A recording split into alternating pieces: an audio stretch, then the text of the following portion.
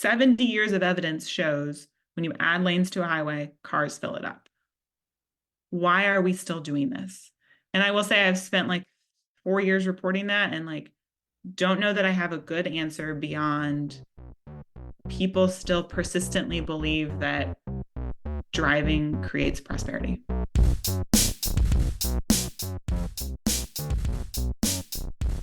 Hello and welcome to the War on Cars. I'm Aaron Napperstack with my co-hosts Doug Gordon and Sarah Goodyear. Hey, how are you? How's it going? Good. How are you guys? It's good. I would have been here earlier, but the highway was not wide enough and I was stuck in traffic. Build another lane. Build another lane. That's what we need. That'll do it. So look, ever since we started this podcast back in the fall of 2018, we have had an item on the agenda that just says Texas. Do a Texas episode. So here we are. We're doing the Texas episode. Okay, but it can't be like the Texas episode. It just has to be a Texas episode because Texas is big. Everything's bigger in Texas, even podcasts. There are a lot of episodes to be done in Texas, and that is because the state of Texas keeps building and expanding interstate highways through the middle of its growing cities. And we have an author with us today, Megan Kimble. She is an Austin-based journalist and the former executive editor of the Texas Observer. She's written about housing, transportation, and urban development for lots of different publications. And her new book, coming out the day this episode comes out, in fact, is called City Limits: Infrastructure, Inequality, and the Future of America's Highways. In it, Megan takes us to the front lines of what I would say is pretty much North America's biggest battlefront in the war on cars. It is the grassroots citizen-led fight to oppose the expansion of interstate highways through the middle of Houston, Dallas, and Austin. Megan has been following the fight for years now, and she has written a truly outstanding book. I'm going to say it right now. City Limits is a classic and will be a fixture on the Urbanist Zoom background bookshelf right next to the Power Broker. It might even replace the Power Broker. Megan Kimble, welcome to the War on Cars. I'm so delighted to be here. Thank you. I've been listening to this podcast, I think, since you launched, so I'm truly honored. That's nice to hear. That's really nice. Awesome. Thanks for being here. So, Megan, I wasn't joking there with your book replacing the Power Broker. The Power Broker is Robert Caro's classic 900-page story of how the Power Broker, Robert Moses, smashed all these highways through New York City and the New York metropolitan region. And it's really told, for the most part, from the perspective of the power broker himself.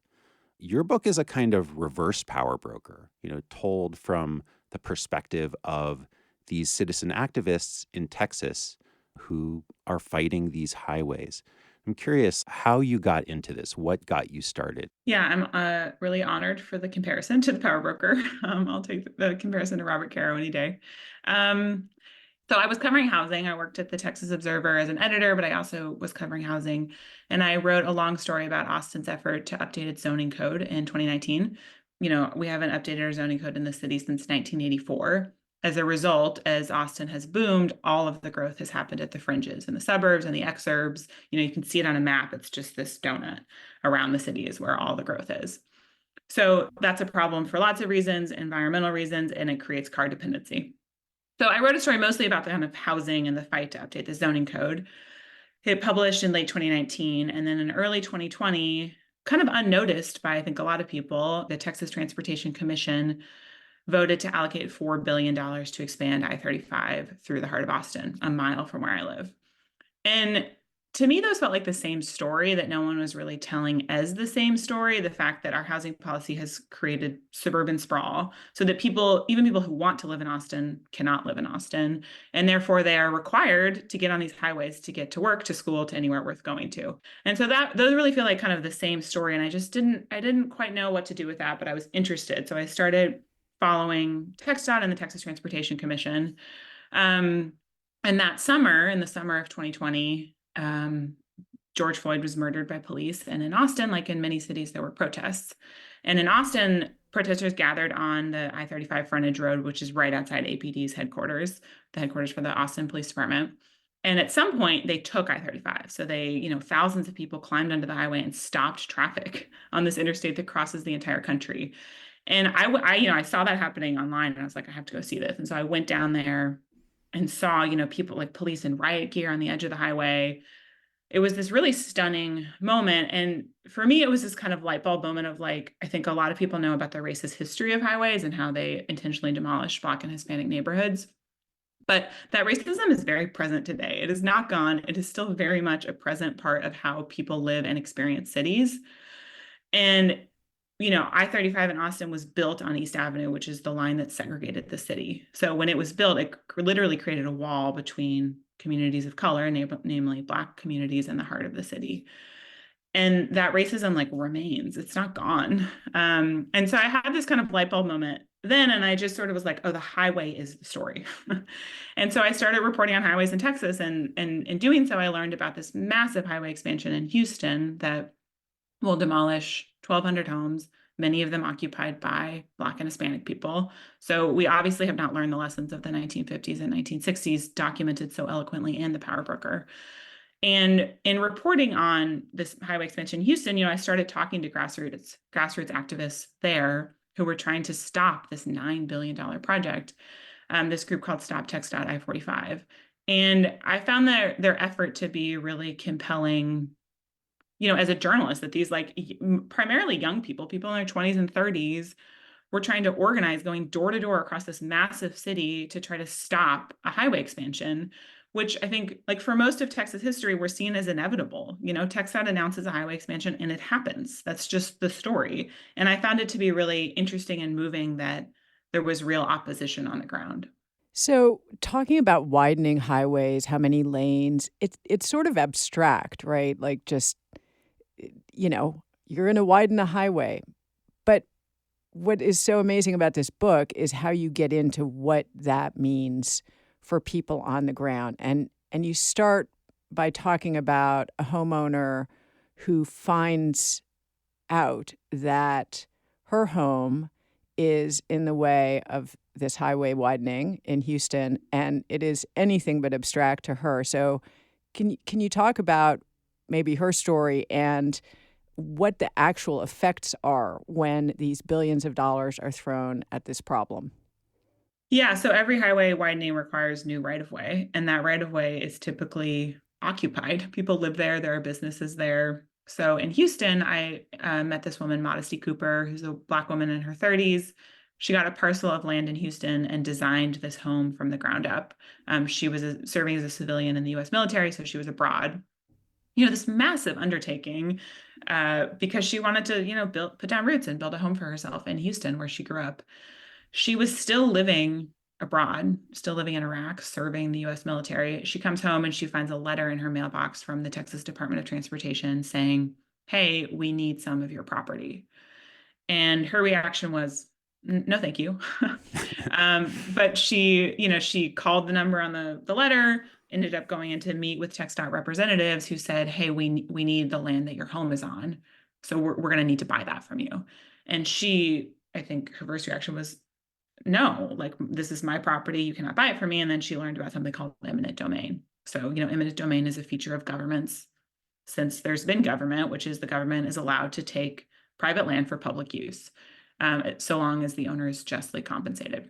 So there's almost no recourse, I think, when a government agency says there is a public good in widening this road, we need your land. All a homeowner can really do is negotiate the price.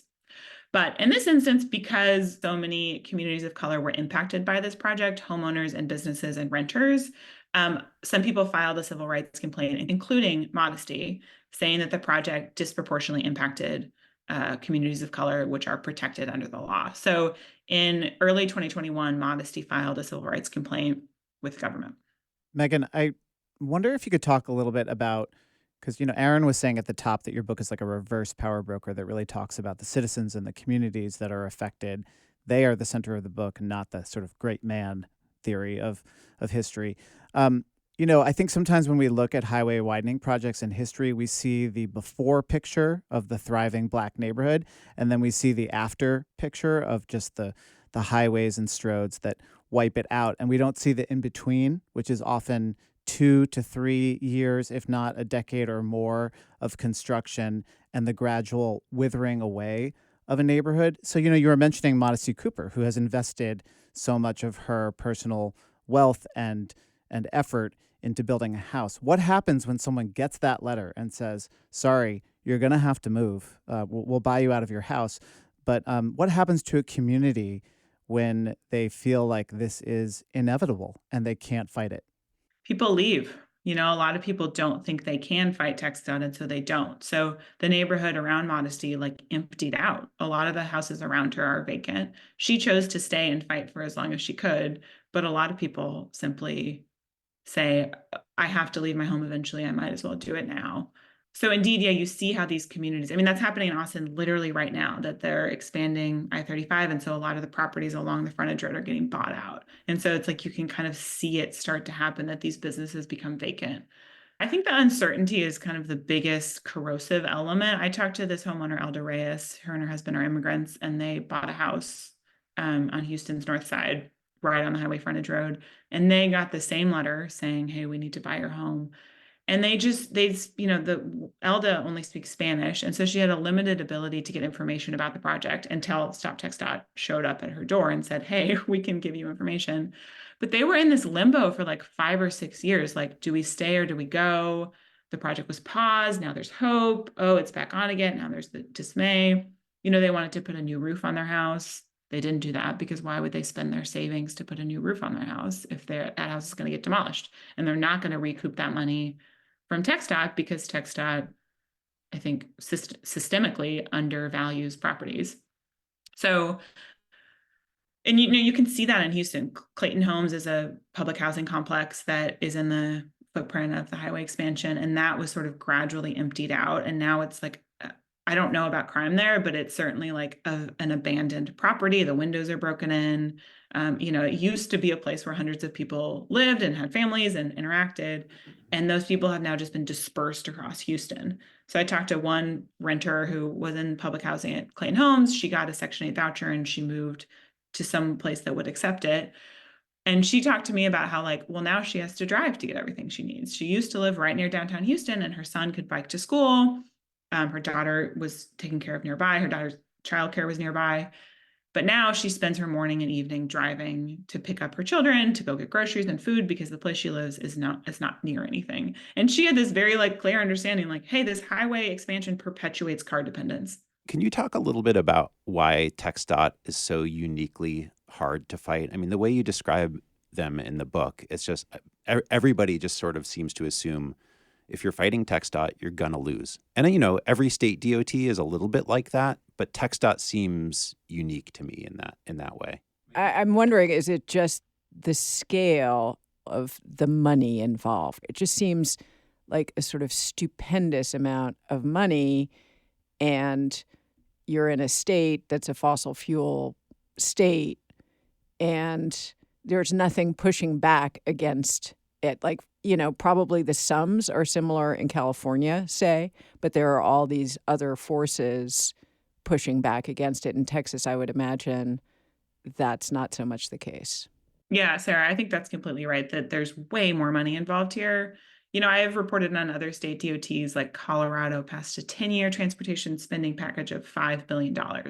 And I'm that's half of one highway widening in Texas. So, it's truly everything is bigger in Texas, including the funding for these projects. So there are simply more of them. I think also TxDOT has the political support of the Texas legislature. So there is this firm belief of our governor and of our legislature that we should continue widening highways across Texas to support economic prosperity. The Texas miracle, all the businesses are moving here, so we have to create roads to accommodate them. So I think other states, there is a little bit more pushback politically, whereas in Texas, TxDOT essentially has the full support and answers to the governor. Okay, so we've been talking about Austin and Houston a little bit. Tell us about the fight in Dallas and what the project is there and the reaction to it. So in Dallas, improbably, there was on the table a highway removal. So there's an urban planner there named Patrick Kennedy. He moved to Dallas, a decade ago and lived near downtown and started walking to work to his job downtown, and would walk under this elevated highway called I-345, which, I've been there surrounding it. It's just like surface parking and public storage. It's like a very unfriendly place to be. And he would walk back and forth under this highway every day. And he kind of one day was like, why is this still here? Couldn't this be something better? And, he's an urban planner, so he has the tools to answer that question. So he teamed up with a friend of his, and they basically made a case for removing that highway, mostly focusing all of the land that it impacts. So it's a 1.4 mile stretch of highway on the eastern edge of Dallas's downtown. So it sort of bounds downtown on the eastern edge. It's an elevated highway. It has a huge, negative impact on the land that surrounds it. So Patrick found that, removing that highway would free up something like 250 acres of land for development. So housing, offices, parks, name it, right in downtown Dallas. So that is extremely valuable land. It's also taxable land, so it could go into the coffers of the city of Dallas, which needs that money, like all cities do. And so he sort of made this very compelling case for removal. He started a nonprofit called Coalition for a New Dallas, and basically started just sort of like banging the drum for highway removal in Dallas, which, I think most people know is a pretty car-centric place. So Patrick, through his advocacy, Patrick and others, he got TxDOT to study removing I-345. So he got the attention of a transportation commissioner who I think had sort of a unusual way of thinking about these things. And he thought, yeah, sure, let's study it. And so TxDOT produced this document called City Map in 2016 that basically looked at what would it do to remove this highway. It presented several options, including trenching it, various things you do with the highway. But one of them was removal, turn it into a boulevard. And it found that traffic delays would be somewhat negligible because this is one highway in a city full of highways. People will find alternate routes. Turns out congestion would not get that much worse, and you would get a whole lot of benefit. So this document was published in 2016, and there it remained largely. And then TxDOT sort of started thinking seriously about like, hey, we need to do something about I-345. It's in a state of disrepair. Like, we need to either fix it or rebuild it. And so they started going through the NEPA process to look at alternatives for the highway. And they actually included removal as a formal project alternative in their NEPA process, which from what I could tell is the first time ever TxDOT has done that. I think it was a pretty remarkable win for someone like Patrick, who's just, basically an urban planner guy walking to work thinking this could be better. So TxDOT actually studied removing I-345. And that conversation, I think, has really sparked a lot of interesting conversations in Dallas around like, what do we want to build our city for? Like, what are we prioritizing? What do we want the future of Dallas to be? Hey everybody, it's Doug. Longtime listeners know that we here at the War on Cars love our Cleverhood rain gear. I mean, is it weird to look forward to rain? Well, I do. I look forward to any chance I have to wear my Rover rain cape when I'm out running errands or on my bike or just walking around my neighborhood. Now through the end of April, you can get 15% off everything in the Cleverhood store. Go to cleverhood.com/waroncars and enter code RainyApril at checkout. You can pick up the Rover rain cape or the official War on Cars anorak. It comes in an array of vibrant colors. Another reason we love Cleverhood is because they're a small, independently owned business. They're committed to sustainability. They're even using leftover material from their production process to make new hats featuring a reflective War on Cars logo. So check those out. Bring on those Mayflowers, but while those April showers are happening, I know I'll stay dry with Cleverhood. Again, that's cleverhood.com/waroncars, discount code RainyApril.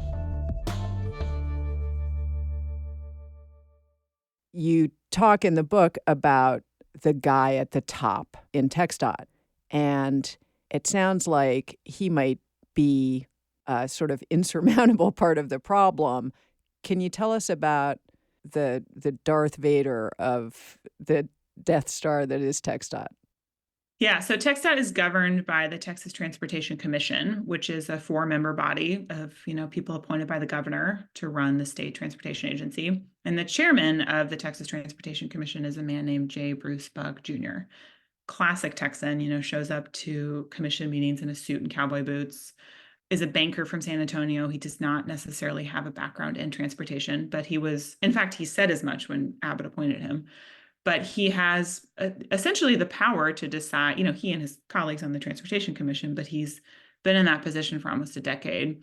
And he has an enormous amount of power to decide how Texas's transportation money is spent. If I remember correctly from the book, as far as his expertise, he told the governor, my expertise is that I get stuck in traffic. And the governor said, bingo, that's what we need. Is that right? Absolutely right. The directive Abbott gave Bug when he appointed him was turn dirt and build roads. The Texas GOP released their party platform in 2022, and it included like the freedom of movement of cars as a party plank. So I think to me that answered a lot of my questions around like, why are we still widening highways if it doesn't fix traffic? Like that was the core question of my book. Like 70 years of evidence shows when you add lanes to a highway, cars fill it up. Why are we still doing this? And I will say I've spent like 4 years reporting that and like don't know that I have a good answer beyond people still persistently believe that driving creates prosperity.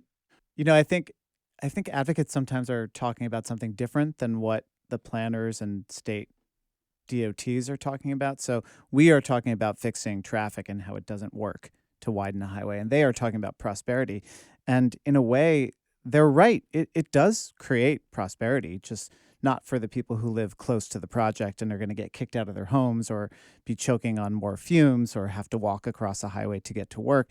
But it does create prosperity for the people in the far-flung burbs, the home builders who can put up another sprawly development. Not to mention the road builders and the auto concrete dealers. lobby, let's say. Yeah. So, we've been talking a lot about the advocates who don't want these projects and the government that does want these projects. Can you talk about some of the other people? Like who really wants this and how is it being pushed? So one contingency that I was frankly somewhat surprised by. So I talked about this highway removal in Dallas called I-345. So Dallas, like most cities, is extremely segregated. The northern Dallas is prosperous and white. Southern Dallas is low income and predominantly Black. So most people who live in South Dallas drive to North Dallas to go to work. That's where all the jobs are. That's where all the job growth has concentrated. And so I talked to a lot of people in South Dallas who said, hey, I need this highway to get to work. Like we have built this city such that I must drive 30 miles to get to my job. Don't remove it. Like that's an insult to injury. You have already segregated the city. Why would you take away kind of my lifeline to my job? And I think that is an absolutely fair point. We have built car-centric cities, and as we attempt to transition away from that, like there's a cost. Some people need to get to their jobs tomorrow, not in 10 years. So that certainly, was as a group of people, I think in every city, people who live in the suburbs have to get to work. And like many people who live in the suburbs have not done so by choice. They were priced out of Austin, they were priced out of Houston, they were priced out of Dallas. And so they find themselves living farther from the things they need, their churches, their schools, the grocery store. And so there certainly is like a lot of, I think, citizen input of like, I need this highway. I need this highway to work better for me so I can access the things I need. And that I'm absolutely sympathetic to that point. I think that like there's a pretty clear counterpoint, but I think it's important to like elevate the fact that we have built cities such that people rely on these things. And you tell a great story of a couple in Austin, Angel and Michael, who, are an example of these folks who are priced out and, forced to basically drive every day a really long distance and had very different feelings about, the highway and its potential expansion. Can you tell us a little bit about their story? Yeah, so Angel and Michael are, a young couple. They met in college at Texas State University, moved up to Austin to work after college, were renters, just like many people in their 20s in Austin, and decided they wanted to buy a home. And so they started saving up money for a down payment. But by the time they had saved up enough money for a down payment, Austin's, the price of Austin had gone up and up and up. So they initially wanted to buy in Buda, which is a suburb, 15 miles south of the city. But by the time they were looking, Buta's too expensive. So they did what so many people do. They drive till they qualify. And they ended up in a suburb called Kyle, in a really lovely home. They now have a kid. And Angel commutes back to Austin to work. And initially she was working in North Austin, which was, almost an hour and a half one way. And it made her crazy. It made her feel irritable. It made her feel like she was just living for the weekends. One detail she told me that I think about a lot is she had like an Achilles heel like injury because she was just like hovering her foot above the gas brake, because I-35 is stop and go. Wow. And it's just this like small injury compared to the violence that happens on our roads. But I think about it a lot. It's just like commuting sucks. And she really experienced like on her mood, on her well-being and happiness, how that commute impacted her life. And so she's kind of like, her perspective is like, why don't we have a train? Why can't I get on a train to go up I-35 and get to my job? And her husband, Michael, I think is kind of like a lot of people, has not thought super critically about like, why does this world exist the way it is? He drives on the highway and he wants that highway to work better. So he's like, absolutely, add a lane. It will make my commute easier. Right, but not thinking of what Angel is thinking of, that not only if they took some of that $60 billion and built a train, then she would be riding on it and other people would be riding on it and the highway would work better, right? I mean, that would be one way of building something and getting to spend all that nice federal money and giving it to the contractors and so forth, and yet not doing the thing over and over again that we've done so many times to build a lane when we know that's not what reduces congestion. But building a good public transit system could reduce congestion. It's funny. I think also a lot of people don't think that's possible. Like in Texas, all we have are highways. It simply doesn't occur to a lot of people that we could spend our money differently. And, TxDOT doesn't do anything to help correct that narrative, but indeed they could choose. The legislature could say, build high-speed rail, build a normal rail line. But it doesn't feel like a choice, I think. And that's what I was really trying to do, is to like demonstrate this is a policy choice. Right. And also, induced demand is just such a hard concept for people to understand.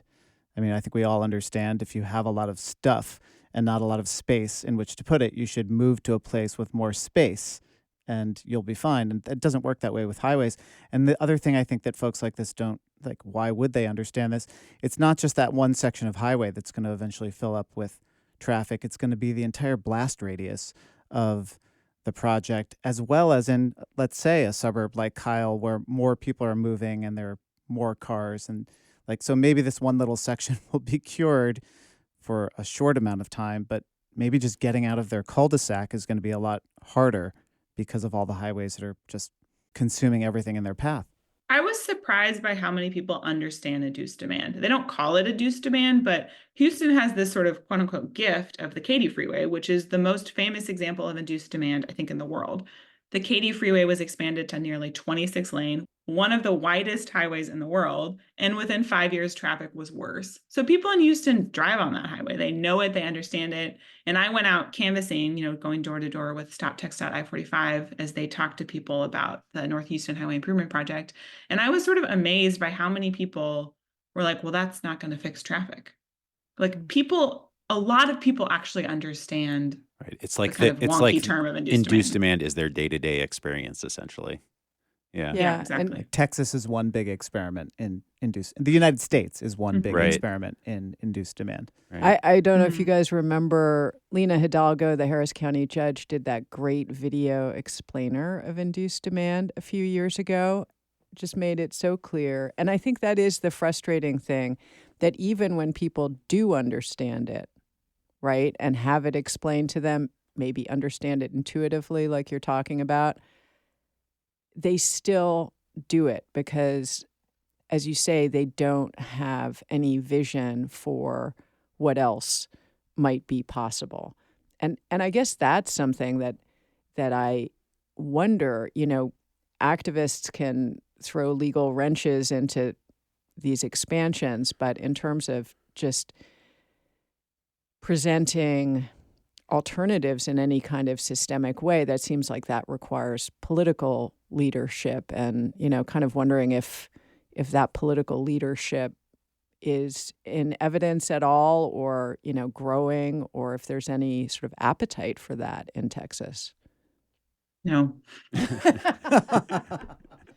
Damn. Yeah. I had a feeling that might be the answer, but I was hoping.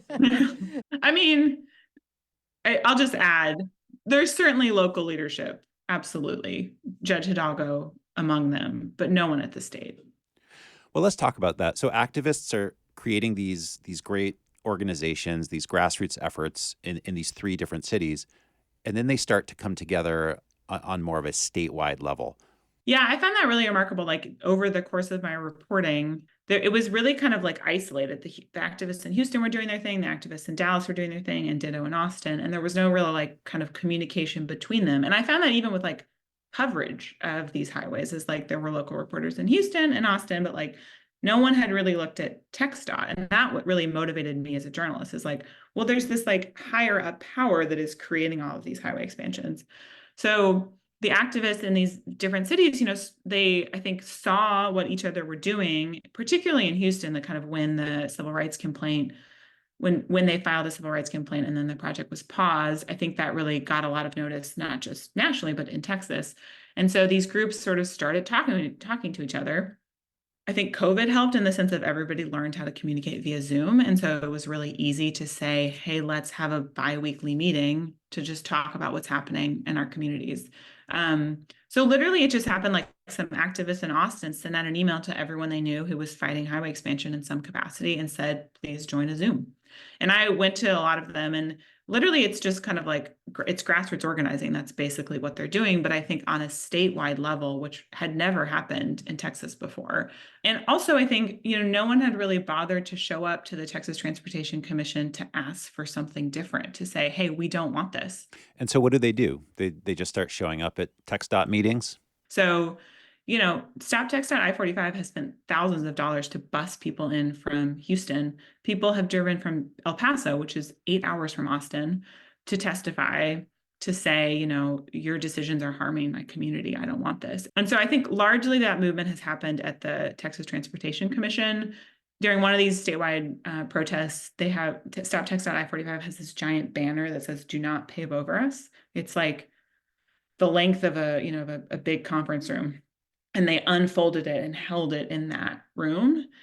And I thought it was pretty remarkable because I think largely those commissioners have not been challenged. They're doing what they're doing, and maybe they read the news coverage, but I don't think in this power, this is it's a government building, they have not actually been challenged by the people, by activists, by citizens. And so I found that to be a pretty remarkable kind of turning point. Well, and how do they respond to that? Does it change their decision making? Are they just sort of shocked that anybody would be opposed to their glorious highway? What does it do? From my perspective, total apathy. I mean, I worked really hard to get an interview with Bug and other commissioners and ultimately did not succeed. But publicly, they don't react. People have 3 minutes to testify. Sometimes they get 1 minute to testify, and they just sit there and they listen and they don't react, and they turn over the speaker card and call the next person up. The decisions don't change. There's a scene in the book when TxDOT is considering its next 10-year budget, which is an $85 billion budget. Roughly 85 people showed up to testify, and the Transportation Commission was like, whoa, this is so many people. This is an unprecedented number of people. Again, one person per $1 billion of transportation funding. And so they said, hey, we can't do 3 minutes of testimony for each person. We're going to make it 1 minute. So they just sped through all these people, some of whom had literally come from El Paso to testify. And then before the last speaker had made it back to their seat, they approved the budget.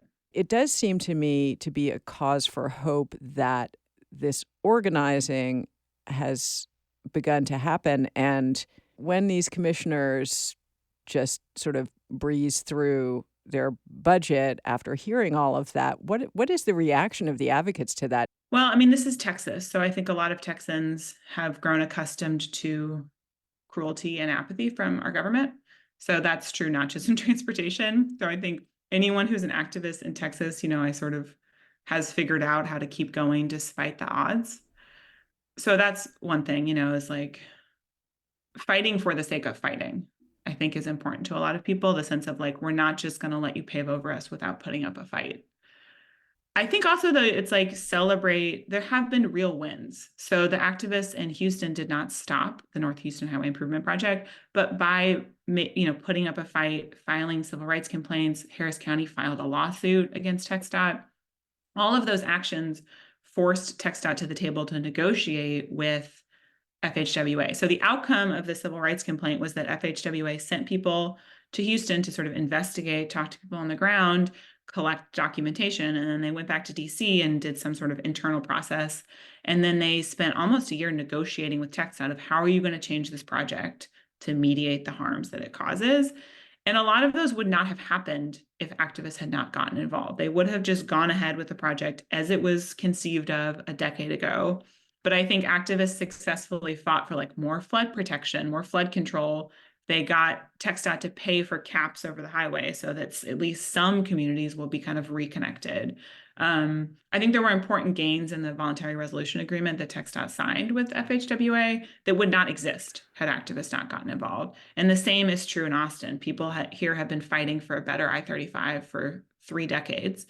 And as a result, the I-35 we're going to get is going to be better. We're still getting a 20-lane highway. So from a climate perspective, it's an absolute catastrophe. But I think there are, like, from an organizing perspective, in terms of the activists, there are certainly wins they can point to. Megan, in the book, you take us to Rochester, New York, where there's recently been a big highway removal project in the middle of the city. And you even take us to Dallas, where a piece of old highway, I believe it's called the SM Wright Freeway, has come down. What does it feel like to be in those places where these urban freeways used to exist and they're no longer? It is so cool. That's why I went to Rochester, is I wanted to see what it looked like. I wanted to know what it felt like and to paint a vision, right? We have seen the before photos of these thriving communities. We've seen them wiped clean, and we all live with the highways that resulted. Like, I have never lived in a world without highways. Like, that is my entire life. I grew up in Los Angeles. My entire life has been wrapped in highways.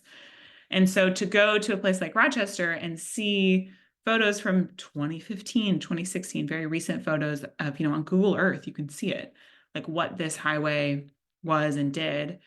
So in 2017, Rochester removed part of its inner loop highway. It was a sunken highway. It filled up the land and brought it to grade. And then since then, the city sold that land to developers who have built housing. And so you can go today and walk along a 2-lane, city road. It's got a bike lane. It's got this really lovely sidewalk with trees. There's like 3- and 4-story apartment buildings. And it's a very cool thing to like stand on land that used to be a highway, to like conjure it in your brain of like cars were speeding here. And you can see that because they haven't torn out the entire part of the inner loop. And so the inner loop removal ends, and then there's this bridge, and then there's the sunken highway. And so there's a very clear compare and contrast of before and after. And I think what was really moving to me is like, these highways feel like permanent. Like I said, this is like the only world I've ever known. I've never lived in a city that has good transit. And you go to a place like Rochester and you're like, oh, it is possible. It's like they are not permanent. These are just like construction projects, and we can do it in 5 years. We can do it in 2 years. Like, it is not, the built environment can change very quickly. And like that can have a profound impact on the cities that we live in. I think for a long time, no one bothered to fight. No one bothered to ask for something different. And this movement is still very young. Like, it's only been 3 or 5 years since there's really been organized opposition to TxDOT. Like, what happens in a decade? Like, what do those movements accomplish? And that to me is exciting and hopeful. That's it for this episode of The War on Cars. Again, Megan Kimble's new book, City Limits, Infrastructure, Inequality, and the Future of America's Highways, published by Crown Books, out today. Visit your local neighborhood bookseller. If it hasn't yet been eminent domain by a highway project, go pick it up. It's a fantastic book. You can also find it on the War on Cars store at bookshop.org. We will link to it in our show notes. And please support us on Patreon. You can go to thewaroncars.org, click Support Us, and pitch in $3, $5, or $10 a month. Hey, $100 a month. $20 billion instead of on a highway project. Just give that money to us. That's right. We know you're listening, Bug. And we will send you stickers, even if you're a member of the Texas Transportation Commission. You'll get discounts on merchandise and access to dozens of bonus episodes. We want to thank our top Patreon supporters: Charlie G. of Human Powered Law in Portland, Oregon, Virginia Baker, Mark Hedlund, and the Parking Reform Network. This episode was recorded by Josh Wilcox at the Brooklyn Podcasting Studio. Our theme music is by Nathaniel Goodyear. I'm Aaron Napperstack. I'm Sarah Goodyear. I'm Doug Gordon, and this is The War on Cars. I think you guys are like my first interview I've done for the book. So Wow. So that's exciting. Yeah. So here we go. You're gonna get all the unedited sound bits. Here, let's practice. Megan Kimble, welcome to Fresh Air.